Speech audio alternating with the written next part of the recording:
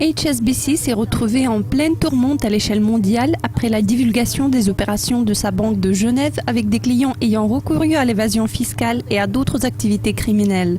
Je m'entretiens avec Jonathan Evenson, Deckingham's Strauss Hauer Feld. Bienvenue. Merci. Comment cette information est-elle devenue publique et pourquoi est-elle à la une aujourd'hui ? Cette information n'est pas nouvelle. Ces données ont été volées par un employé de la banque en 2007. Il a fui la Suisse parce qu'il devait être poursuivi pour violation du secret bancaire. Il s'était alors enfui en France, puis les Français ont découvert ce qu'il avait et ils ont refusé de le renvoyer en Suisse pour subir son procès. En revanche, ils ont décidé de créer une liste des noms et les envoyer à tous les gouvernements respectifs dont les ressortissants avaient prétendument caché de l'argent en Suisse. Il s'agit donc d'une bonne vieille histoire. Je pense que la raison pour laquelle cette histoire est à la une, c'est que les noms de ces personnes ont été rendus publics. Nous ne sommes pas sûrs comment ça s'est produit, mais la presse a appris les noms, les numéros des comptes et les détails sur les montants ayant figuré sur ces comptes. Quelles sont les implications pour le secteur bancaire privé en Suisse ? Je pense qu'elles ne sont pas très importantes parce que c'est une vieille histoire. Tout comme le cas d'UBS, c'est déjà du passé. Les banques suisses sont maintenant fortement réglementées, beaucoup plus que les autres.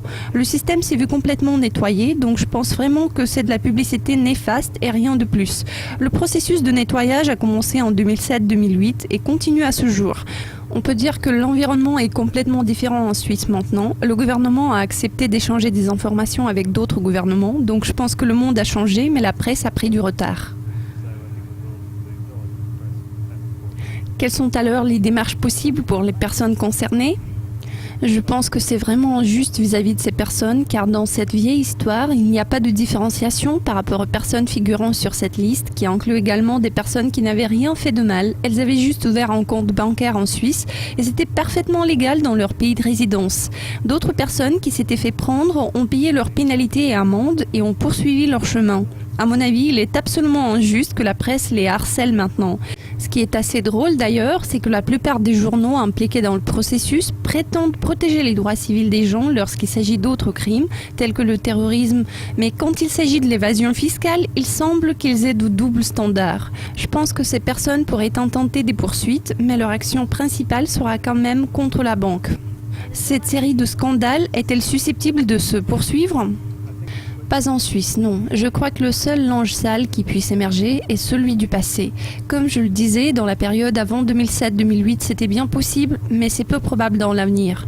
Il se peut que dans d'autres pays qui n'ont pas encore nettoyé leur système, il puisse y avoir des cas pareils. Cependant, pour la Suisse, ce ne sont que des échos du passé qui apparaissent occasionnellement dans la presse, mais je ne vois pas de répétition de ce genre de situation dans l'avenir.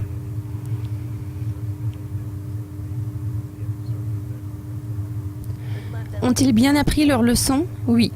Merci beaucoup de vos commentaires, Jonathan. C'était un plaisir de discuter avec vous. Merci.